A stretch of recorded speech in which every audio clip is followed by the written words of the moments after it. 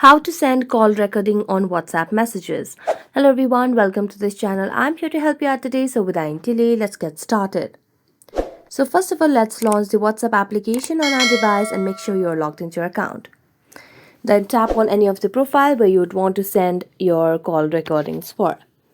So at the message box, you can just tap on it. Here you can see this attached file option. So simply tap on it.